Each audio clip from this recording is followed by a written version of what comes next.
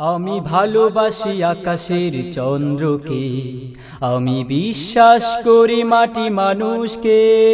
আমি ভালোবাসি আকাশের চন্দ্রকে, আমি বিশ্বাস করি মাটি মানুষকে। আমি ভালোবাসি আকাশের চন্দ্রকে, আমি বিশ্বাস করি মাটি মানুষকে। আমি মিশে যাই উদ্বেল আনন্দে, হারিয়ে যায় যখন দেখি আলোকিত প্রভাতে সোনালী স্বদেশ। সে আমার দেশ বাংলাদেশ, সে আমার দেশ বাংলাদেশ, বাংলাদেশ বাংলাদেশ। আমি ভালোবাসি আকাশের চন্দ্রকে, আমি বিশ্বাস করি মাটি মানুষকে। আমি ভালোবাসি আকাশের চন্দ্রকে, আমি বিশ্বাস করি মাটি মানুষকে। নদীর বুকে মাঝি পাল তুলে যায়, ভাটিয়ালি সুরে সে নিজেকে হারায়। আসসালামু আলাইকুম ওয়া রাহমাতুল্লাহি ওয়া বারাকাতুহু।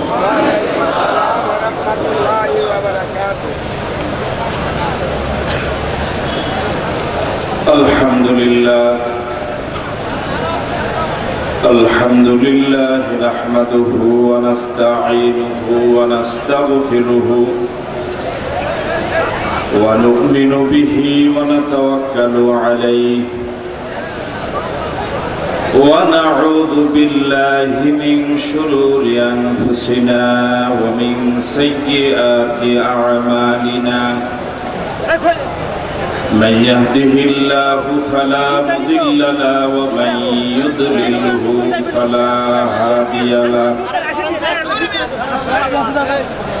ونشهد أن لا إله إلا الله وحده لا شريك له ونشهد أن سيدنا وحبيبنا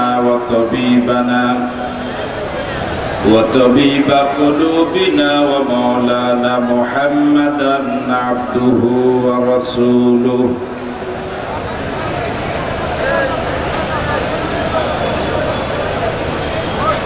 الذي أرسل رسوله بالحق بشيرا ونذيرا وداعيا إلى الله بإذنه وسراجا منيرا. فقد قال الله تعالى في كلامه المجيد وفي فرقانه الحميد. أعوذ بالله من الشيطان الرجيم. بسم الله الرحمن الرحيم. إن الله وملائكته يصلون على النبي يا أيها الذين آمنوا صلوا عليه وسلموا تسليما. اللهم صل على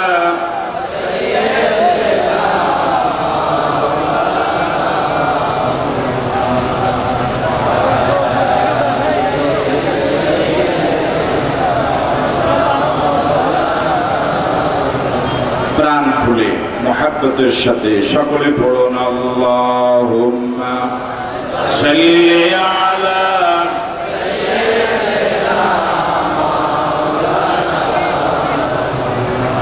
وعلى آل سيدنا. بلغ العلا بكماله كشف الدجى بجماله حسنت جميع خصاله मुझे कुछ मिले या न मिले मोहम्मद मिले, यानी ओ शय जिससे अल्लाह मिले। बलगल उला बिकमालिही कशफत दुजा बिजमालिही।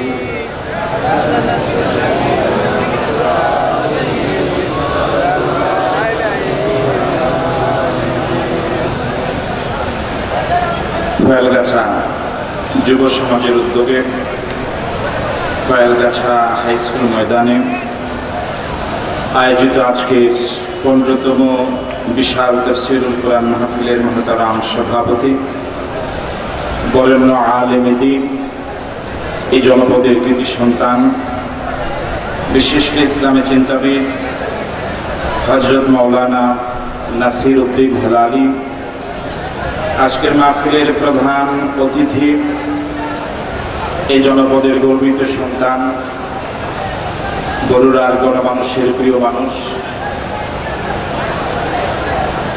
বীর মুক্তিযোদ্ধা অধ্যাপক নুরুল ইসলাম মিলন, মাননীয় সংসদ সদস্য কুমিল্লা ৮ বরুড়া, আজকের এই বিশাল তাফসীরুল কোরআন মাহফিলের মধ্যমণি, প্রধান মুফাসসির, দেশ বরেণ্য আলেমে দ্বীন, সর্বজন শ্রদ্ধেয় ইসলামী ব্যক্তিত্ব, আমাদের সকলেরই প্রিয় মানুষ, আন্তর্জাতিক খ্যাতিসম্পন্ন মুফাসসির কোরআন, বিশিষ্ট ইসলামী চিন্তাবিদ, তরুণ প্রজন্মের অহংকার, আলহাজ হযরত মাওলানা তারিক মনোয়ার দামাত বারাকাতুহুল আলিয়া, আজকের মাহফিলের আমন্ত্রিত মেহমান, বিশিষ্ট ইসলামী চিন্তাবিদ, আজকের মাহফিলের প্রধান বক্তা, সর্বজন শ্রদ্ধেয় ব্যক্তিত্ব, এই বরুড়ারই গর্বিত সন্তান, শ্রদ্ধাভাজন অধ্যাপক ডক্টর আব্দুল বারী, আমন্ত্রিত মেহমান মোল্লা নাজিমউদ্দিন, আব্দুল কাইয়ুম সাদি, মাওলানা আবুল বাশার সাহেব সহ আমন্ত্রিত শ্রদ্ধাভাজন হাজারাত উলামায়ে কেরাম, মুরব্বিয়ানে ইযাম, মাহফিল কমিটির সম্মানিত সদস্যবৃন্দ, ব্যবসায়ী বন্ধুরা, যুবক বন্ধুরা, পর্দার অন্তরালে শ্রবণতা শ্রদ্ধা মা এবং বোনেরা, সকলকে আবারও সালাম, আসসালামু আলাইকুম ওয়া রাহমাতুল্লাহি ওয়া বারাকাতুহু। আল্লাহ সুবহানাহু ওয়া তাআলার দরবারে শুকরিয়া জানাই যে মহান মুনি অত্যন্ত দয়া করে মেহেরবানি করে আবহাওয়াটাকে অনুকূল রেখে আজকের ময়দান তার গোলামদের দ্বারা ভরপুর করে দিয়ে যে মুনিব আজকের ময়দানে আমাদেরকে কবুল করলেন, মঞ্জুর করলেন, সে মুনিবের দরবারে মনিবের শিখানো ভাষায় গোলামের কণ্ঠে সকলে মিলে সমস্বরে পড়ছি আলহামদুলিল্লাহ। সকলে মিলে সমস্বরে ইখলাসের সাথে সর্বোচ্চ আওয়াজে সকলে আবারও পড়ছি আলহামদুলিল্লাহ।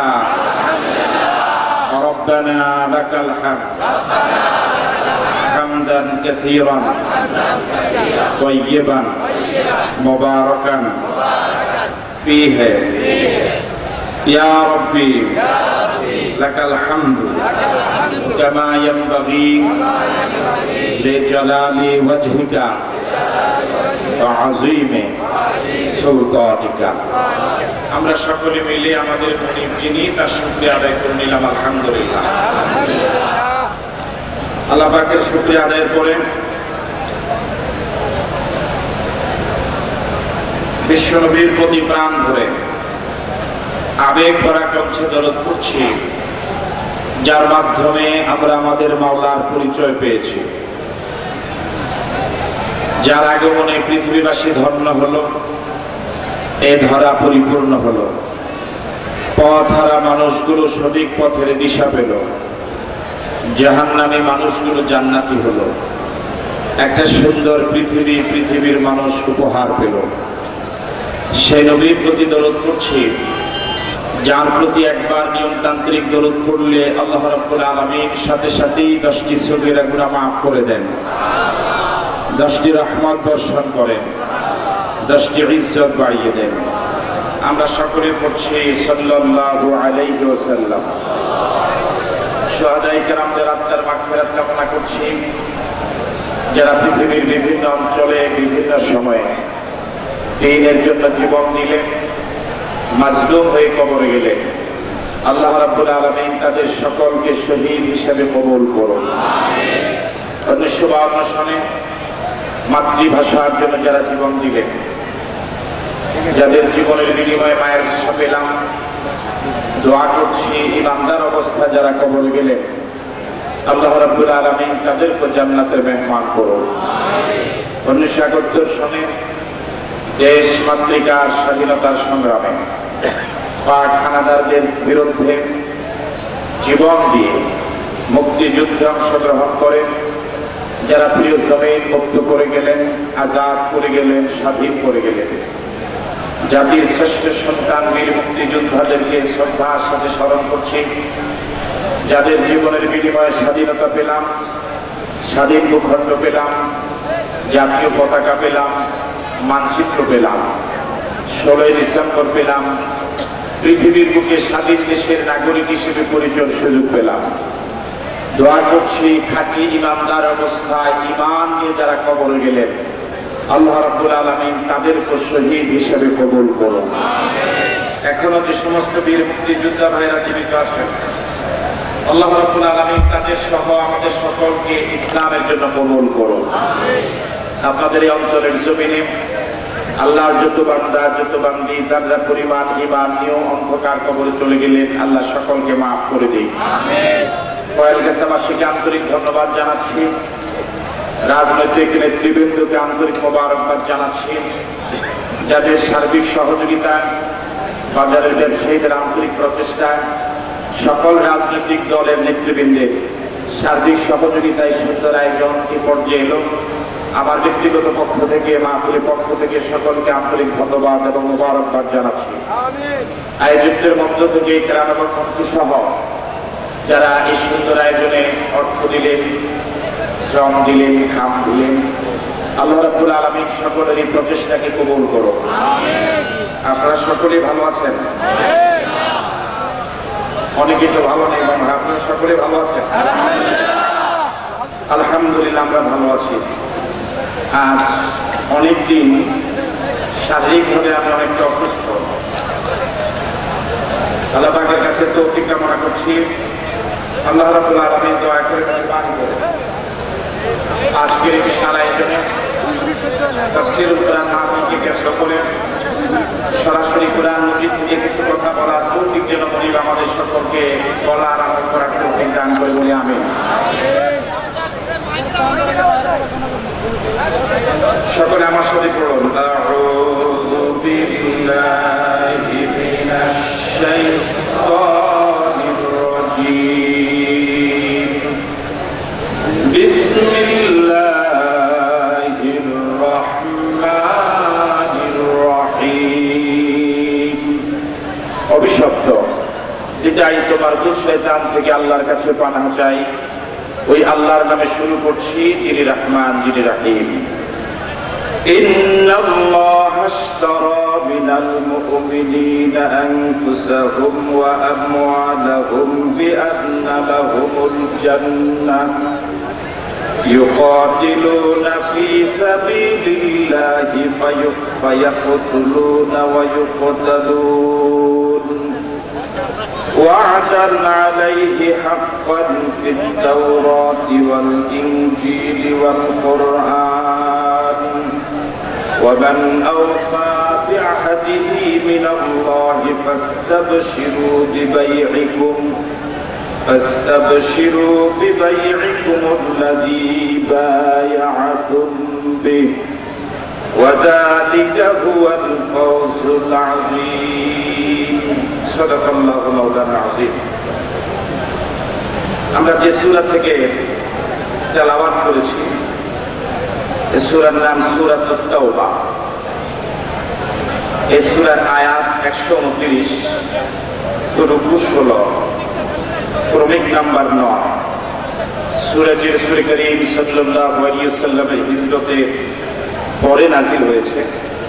এই জন্য তাফসীরি ভাষায় সূরাটিকে বলা হয় মাদানিয়া। আমি আবারও বলছি, সূরার নাম সূরাতুত তাওবা। সবাই বলুন, খুব আস্তে বলুন যাতে করে কেউ না শোনে। সকলে বলুন, একসাথে বলুন। যারা বিড়ি খান না তারা অন্তত জবাব দেন জোরে সরে। বলুন তো সূরাটির নাম। আজকের মাহফিল অধিকাংশই জোয়ান, কিন্তু আওয়াজ বড় কুলার মতো। এই সময়ে যদি ইমানের আওয়াজ, তাহলে মায়ের আরো নসিবে আছে। জোরে জোরে আওয়াজ দিতে রাজি আছেন তো ইনশাআল্লাহ? বলুন তো সূরার নাম। আয়াত 129, রুকু 16, ক্রমিক নাম্বার 9, সূরাটি মাদানী।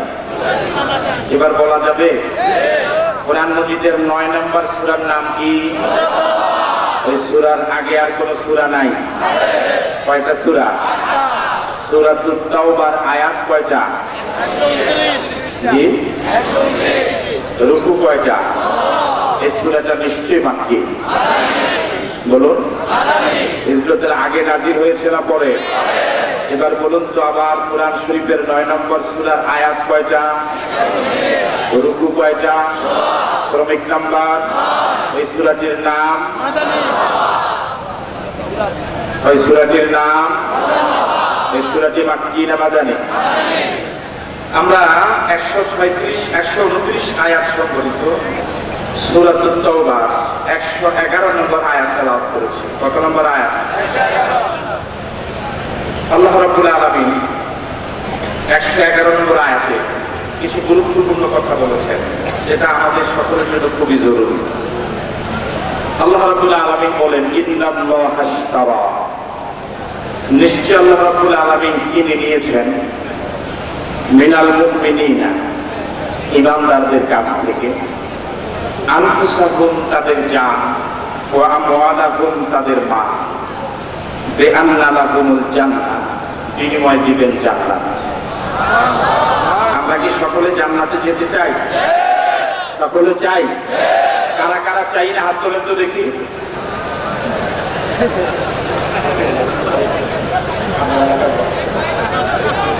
কি ভিতরে আওয়াজ শোনা যায় না?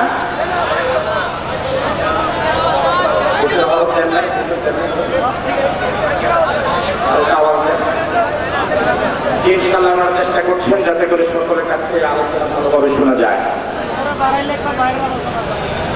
ভিতরে আওয়াজ দেন। বাইরে যারা ঘরে বসে আছে ওদেরকে শোনানো কি দরকার? ওরা এত কষ্ট করে আসলে ওদেরকে তো শোনানো দরকার। আপনি ভিতরে আওয়াজ দেন। যারা ঘরে বসে আছে ওদেরকে শোনানো দরকার নেই। আমার ভাইরা, এবার কি আওয়াজ শোনা যায় ভিতরে? এবার দেখছেন কথা?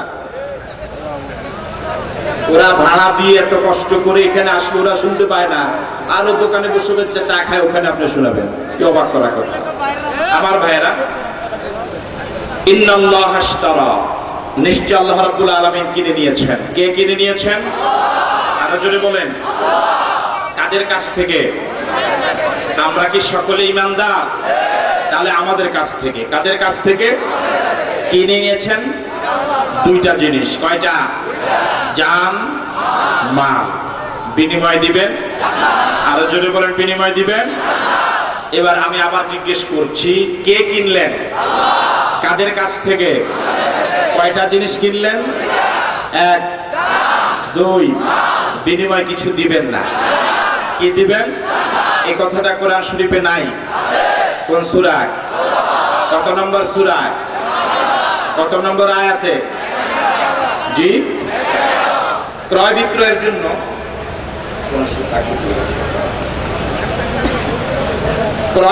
জন্য কয়েকটি জিনিস খুব জরুরি। একটি হলো ক্রেতা, 2 বিক্রেতা, 3 পণ্য, 4 মূল্য। কয়টা জিনিস বললাম? ক্রয় বিক্রয় বিক্রয়ের জন্য চারটি জিনিস খুবই জরুরি। ক্রেতা লাগবে, বিক্রেতা লাগবে, পণ্য লাগবে, মূল্য লাগবে। এবার বলুন তো এই আয়াতে চারটা জিনিস কি পাওয়া গেল? ক্রেতা পাওয়া যায় নাই। ক্রেতাকে সকলে বলুন, আবার বলুন। বিক্রেতা কারা? তাহলে ক্রেতাও পাওয়া গেল, বিক্রেতাও আমরা আছি। আপনারা কি আছেন? এবার পণ্য দুইটা, জান মাল, বিনিময় মূল্য হলো জান্নাত। এবার বলুন তো ক্রেতাকে, বিক্রেতা কারা? পণ্য কয়টা? জান, মূল্য, সবাই বলুন মূল্য। এ পর্যন্ত অনেকে আলোচনা করেন, কিন্তু ক্রয় বিক্রয়ের জন্য আরেকটা জিনিস খুবই জরুরি, সেটা আয়াতের একটু পরেই আছে, সেটা অনেকে আলোচনা করেন না, স্বীকার করতে চান না। সেটা হলো ক্রয় বিক্রয়ের জন্য একটি বাজার দরকার। জোরে বলেন কি দরকার? সে বাজারের আলোচনা আল্লাহ পাক বলছেন, ইউকাতিলুনা ফি সাবিলিল্লাহ। জান এবং মাল বিক্রি করে দেওয়ার বাজারের নাম হলো জিহাদের ময়দান। ঠিক আছে কথা? জান এবং মাল বিক্রি করে দেওয়ার বাজারের নাম। এবার বলুন কয়টা জিনিস পাওয়া গেল? ক্রেতা, বিক্রেতা, পণ্য, মূল্য, বাজার। এবার কি বলা যাবে ক্রেতাকে? বিক্রেতা কারা? পণ্য, মূল্য, বাজার। আরে জোরে বলেন বাজার। জিহাদের ময়দানে গিয়ে কি করবে?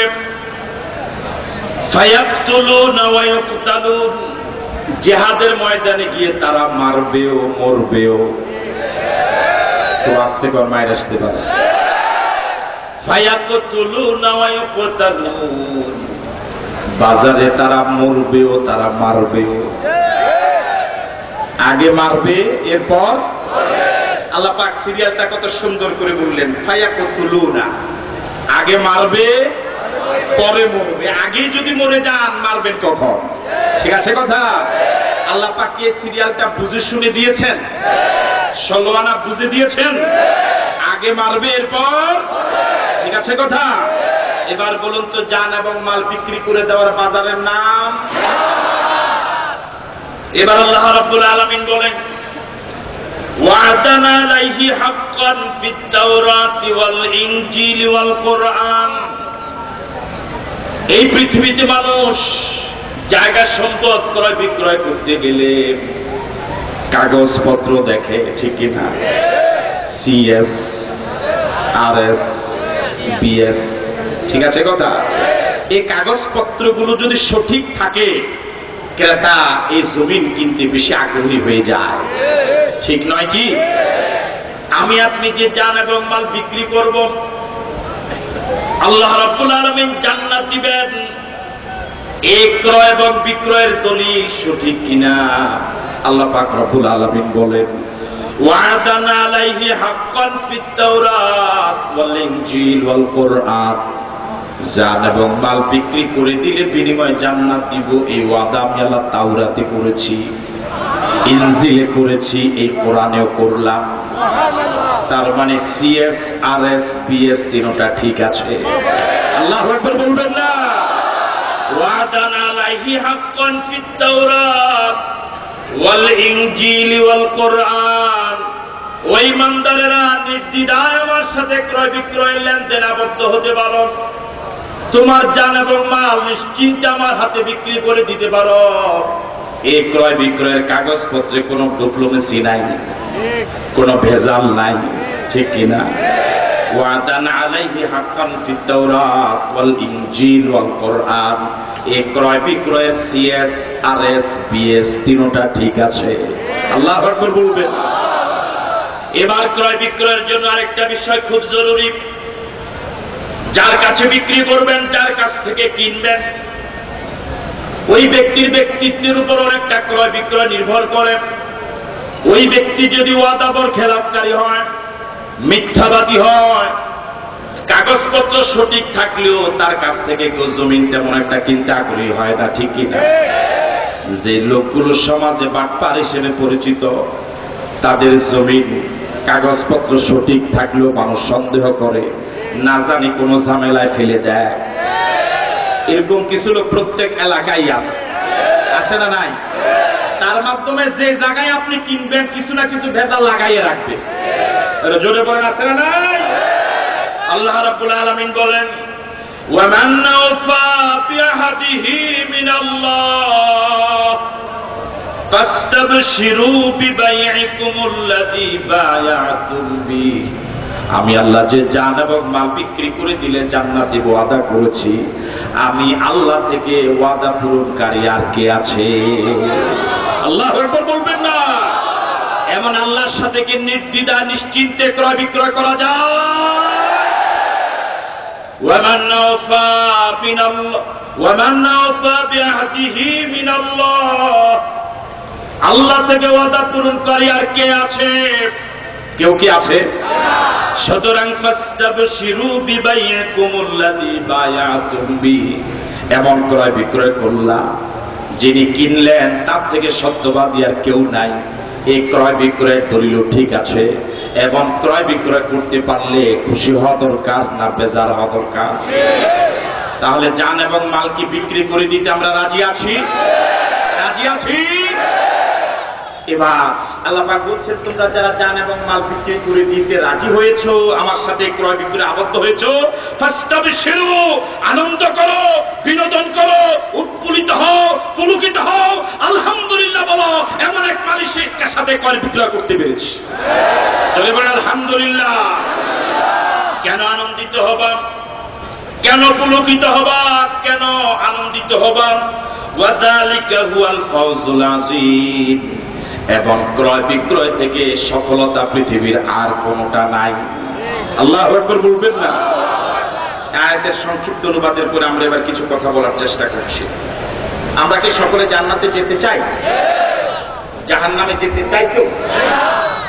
জান্নাতে যেতে হলে এই আয়াতের আলোকে নিশ্চিন্তে বলা যায়, জান এবং মাল দুটোটা বিক্রি করে দেওয়া লাগবে।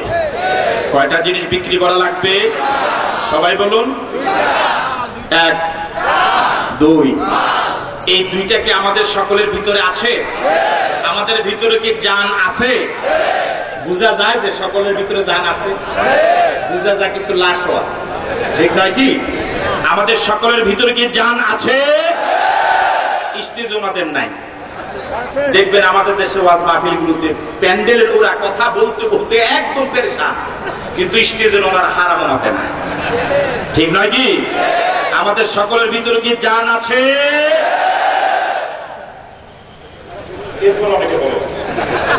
আমাদের সকলের ভিতরে কি জান আছে? মাল আছে? তাহলে বিনিময়ে যদি জান্নাত পেতে হয়, এই জান এবং মাল এখনই বিক্রি করে দেওয়া লাগবে। রাজি আছেন? রাজি আছেন? কয়টা জিনিস বিক্রি করব? এক, দুই। কখন বিক্রি করব? এখন। কার কাছে বিক্রি করব? কারা কারা এই মুহূর্তে বিক্রি করতে রাজি? দুহাত তুলে রাখা।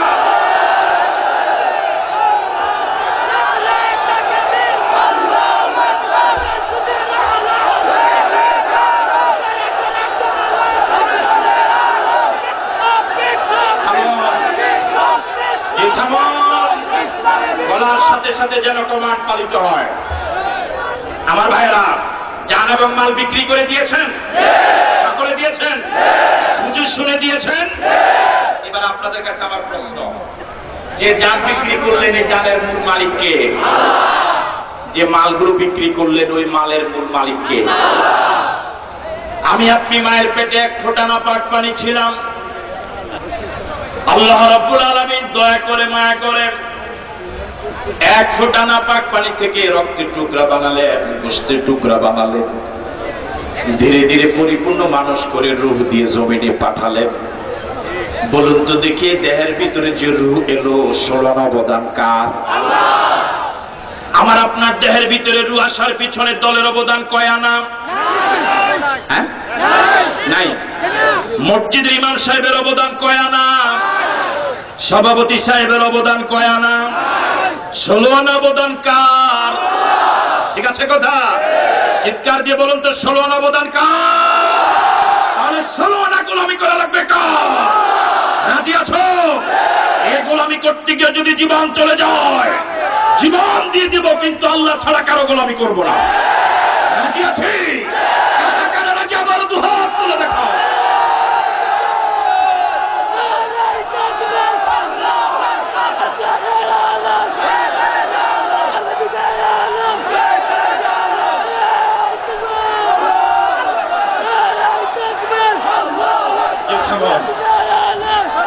আমার ভাইরা, তাহলে যান পুরাটার মালিককে?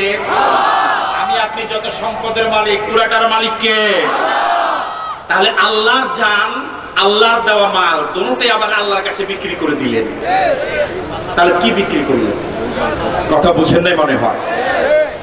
এই পৃথিবীতে এমন কোন দয়ালু মহাজন পাওয়া যাবে না, এমন কোন চাউলের আড়তদার পাওয়া যাবে না, তার দোকানের পাশ দিয়ে আপনি হেঁটে যাচ্ছিলেন, ওই আড়তদার দোকান থেকে ক্যাশ থেকে ২৫০০ টাকা তুলে আপনার হাতে দিয়ে বলল, ভাই এই ২৫০০ টাকা আমি আপনার হাতে দিলাম, এই ২৫০০ টাকা দিয়ে আপনি আমার দোকান থেকে এক বস্তা চাউল কিনেন। এমন কোন দয়ালু মহাজন কি পৃথিবীতে পাওয়া যাবে? বলেন, পাওয়া যাবে? যদি পাওয়া যায়, যদি এমন একজন দয়ালু মহাজন পাওয়া যায়, ওর ক্যাশ থেকে ২৫০০ টাকা আপনার হাতে তুলে দিল, ওই ২৫০০ টাকা দিয়ে আপনি তার দোকান থেকে এক বস্তা চাউল কিনলেন, এমন যদি পাওয়া যায়, এই যে এক বস্তা চাউল কিনলেন, আপনার পুঁজি গেল কত? বুঝেন না মনে হয়? আপনার কি ১ টাকাও পুঁজি গেল? তাহলে চাউলের বস্তা পাইলেন একদম ঠিক নয় কি? যে জান বিক্রি করে দিলাম, ওই জানের আসল মালিককে? যে মাল বিক্রি করে দিলাম, ওই মালগুলোর আসল মালিককে? তাহলে আল্লাহর দেওয়া জান আল্লাহর কাছে বিক্রি করে দিলাম, আল্লাহর দেওয়া মাল আল্লাহর কাছে বিক্রি করে দিলাম, বিনিময়ে যে আল্লাহ জান্নাত দিবেন ওয়াদা করেছেন, এই ক্রয় বিক্রয়ে যা জান্নাত যে পাবো একদম ফ্রি পাবো। আল্লাহু আকবার বলবেন না? তাহলে জান্নাত যে পাবো একদম ফ্রি, এই জান্নাত পাওয়ার বিনিময়ে আমাদের বিন্দু পরিমাণ কোনো পুঁজি নাই, ঠিক নয় কি? তাহলে এরকম ফ্রি ব্যবসা করতে রাজি নাই? রাজি আছেন? আগে যারা হাত তুলেছেন এখন কি ওই অবস্থা আছেন? জান এবং মাল বিক্রি করে দিয়েছেন? কতক্ষণ থাকে দেখা যাবে। এবার দেখুন আল্লাহ রাব্বুল আলামিন কত বড় দয়ালু মহাজন। জান কিনে নিলেন, মাল কিনে নিলেন, কিনে আল্লাহ রাব্বুল আলামিন দখল করেন নাই।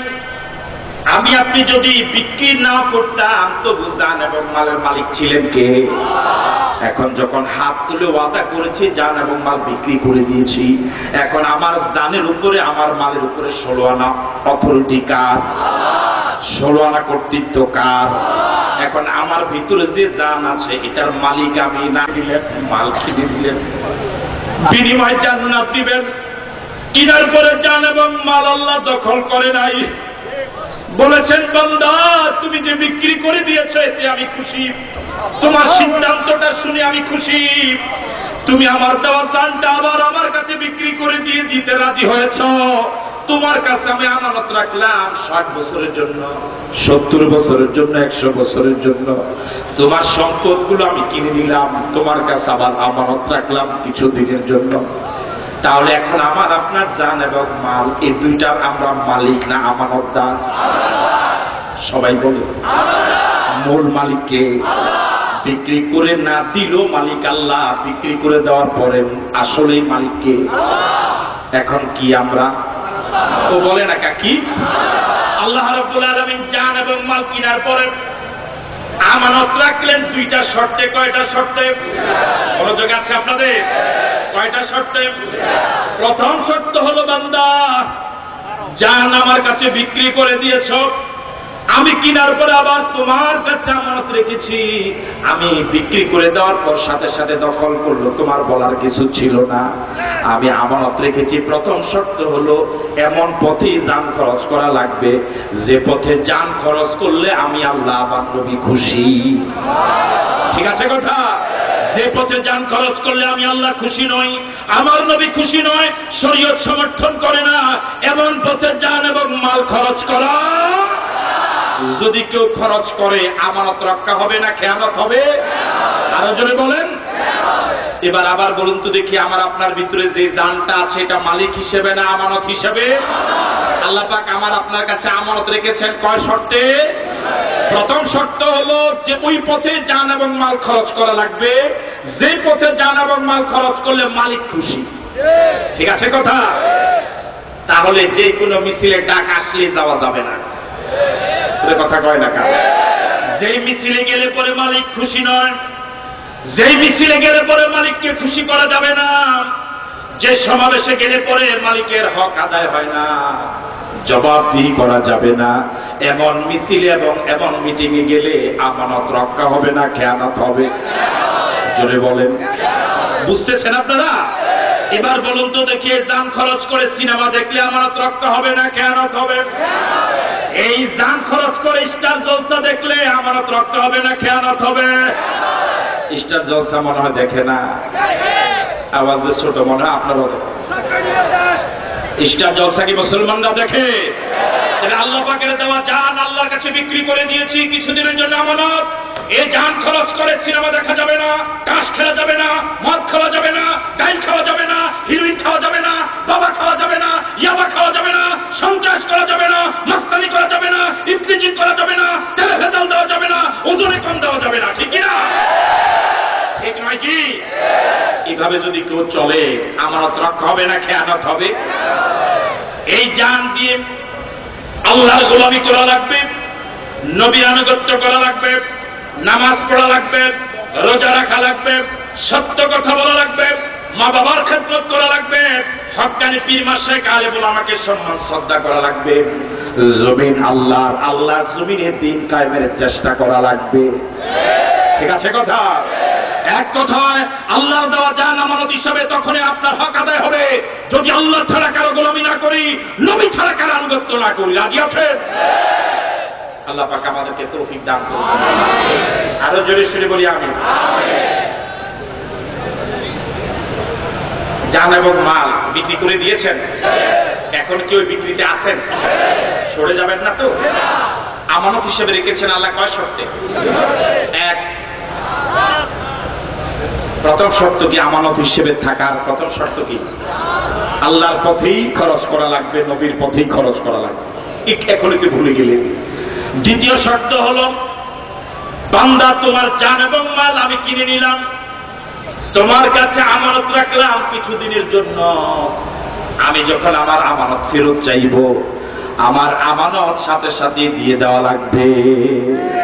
ঠিক আছে কথা? আপনি একটা মোবাইল কিনলেন কোন দোকান থেকে, কেনার পরে চিন্তা করলেন ঢাকা যাবেন, এর দামি মোবাইলটা নিয়ে সফর করা ঠিক হবে না, কখন আবার চুরি হয়ে যায়।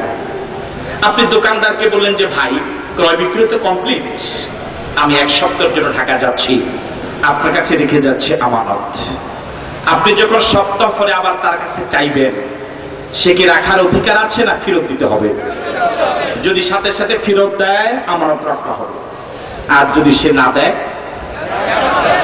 জান আপনার ভিতরে আছে, মালিক হিসেবে না আমানতদার হিসেবে? মূল মালিককে। মূল মালিক যখন আমানত ফেরত চাইবেন, সাথে সাথে দিয়ে দিতে যে রাজি সে প্রকৃত আমানতদার। ঠিক আছে কথা? আল্লাহ রাব্বুল আলামিন যখন জান চাইবেন, আল্লাহ রাব্বুল আলামিন যখন মাল চাইবেন সাথে সাথে ফেরত দিয়ে দেওয়া লাগবে। যখন জান চাইবেন জান দিয়ে দেওয়ার বাজারের নাম কি? আরো জোরে বলেন। জিহাদের যখন ডাক আসবে, জীবন দেওয়ার জন্য যখন ডাক আসবে, যারা সাথে সাথে লাভবাহিক বলে সাথে সাথে মিছিলে চলে যায়, সাথে সাথে জীবন দেওয়ার জন্য চলে যায়, ওই ব্যক্তি প্রকৃত আমানতদার। আর যারা মিছিলের ডাক আসলে পরে বলে যে না ঝামেলা আছে, ভেজাল আছে, এরা আমানতদারের নামে বাটপার। ঠিক ঠিক নয় কি? বরং আমি এতটুকু বলবো, প্রকৃত আমানতদার তোরা নিজের কাছে যতক্ষণ পর্যন্ত আমানত থাকবে ততক্ষণ ব্যক্তির পেরেশানি বেড়ে যাবে। প্রকৃত আমানতদার কখনোই চায় না মালটা তার কাছে বেশি দিন থাকুক, বরং মালিকের কাছে যত তাড়াতাড়ি দেওয়া যায় ততই সে খুশি হয়। ততই সে নিশ্চিন্ত হয়। যারা প্রকৃত অর্থে জান এবং মাল মালিকের কাছে বিক্রি করে দিয়েছে জান্নাত পাওয়ার বিনিময়ে, প্রকৃত আমানতদার ওরা জিহাদের বাজার তালাশ করবে, ওরা জান এবং মাল দিয়ে দেওয়ার বাজার তালাশ করবে। ফোন করবে, ভাই আমার জানটা তো বিক্রি করে দিয়েছি, জিহাদের ময়দান কবে হবে, কখন ডাক আসবে, আমার জানটা আমি আমার মালিকের কাছে ফেরত দিতে চাই। আল্লাহু আকবার বলবেন না? সাহাবায়ে কেরামে আয়াত নাযিল হওয়ার পরে পেরেশান হয়ে গিয়েছিলেন, চোখের পানি ছেড়ে দিয়ে বারবার আল্লাহ নবীর কাছে গিয়ে আরজ করলেন, ইয়া রাসূলুল্লাহ, আমি তো আমার জানটা আমার মালিকের কাছে বিক্রি করে দিয়েছি, গত জিহাদে গেলাম, মালিক কেন আমার জানটা কিনলেন না, মালিক কেন আমার জানটা নিলেন না, আমার জানটা কি মালিকের কাছে বিক্রি হওয়ার উপযোগী নয়? এভাবে প্রতিদিন বারবার সাহাবায়ে কেরাম চোখের পানি ছেড়ে দিয়ে রাসূলের কাছে আরজ করতেন। যখনই জিহাদের ডাক এলো, যখনই বাজারে সংবাদ পাওয়া গেল, সাহাবায়ে কেরাম সাথে সাথে বলে ফেললেন, লাব্বাইক ওয়া সাদাইক, আল্লাহু আকবার। আমার ভাইয়েরা, জান এবং মাল বিক্রি করে দেওয়ার সর্বপ্রথম বাজারের নাম হলো বদর। সর্বপ্রথম বাজারের নাম কি? বিরক্ত হচ্ছেন আপনারা? বদরের যখন ডাক এলো, 313 জন সাহাবায়ে কেরাম রিক্রুট হলেন, বাজারের জন্য প্রস্তুত হলেন, জান এবং মাল আল্লাহর কাছে ফেরত দেওয়ার জন্য প্রস্তুতি নিলেন। আল্লাহ নবী সাহাবায়ে কেরামকে প্রস্তুত করলেন, একটা মাপ নির্ধারণ করলেন, ওই মাপে যারা আসবে তাদেরকে বদরে নেওয়া হবে। মাজ এবং মুআব্বাস ছোট্ট দুজন ভাই জিহাদের মাপে আসলেন না, জান এবং মাল মালিকের কাছে ফেরত দেওয়ার জন্য এত উদ্গ্রীব, এত পাগল, মাপে আসার জন্য পায়ের নিচে ইট দিলেন। আল্লাহু আকবার। আল্লাহ নবীর নজরের আলো না?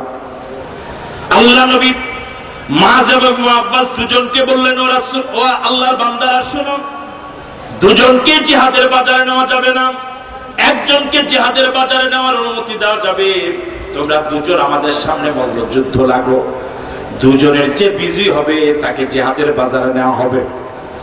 মল্লযুদ্ধ শুরু হয়ে যাবে। ছোট ভাই মুআব্বাস বড় ভাই মাজের কাছে গিয়ে ছোট্ট করে চুপি সারে বললেন, ভাই বয়স তোমার আমার থেকে অনেক বেশি, শক্তিও তোমার বেশি, চলমান মল্লযুদ্ধে তোমার সাথে পারবো বলে মন বলে না, তোমার সাথে যদি হেরে যাই জিহাদের বাজারে যাওয়ার সুযোগ পাবো না, জিহাদের বাজারে যদি যেতে না পারি জান্নাতে যাওয়ার সুযোগ পাবো না। তুমি না আমার বড় ভাই, মেহরবানি করে তোমার কাছে দরখাস্ত পেশ করি, চলমান মল্লযুদ্ধে একটা বার তুমি আমাকে সুযোগ করে দিও, আমি যাতে করে তোমার উপর বিজয় হয়ে যেতে পারি। আশা করা যায় আল্লাহ পাকের হাবিব আমাদের দুনো ভাইকে জিহাদের বাজারে যাওয়ার অনুমতি দিয়ে দিবে।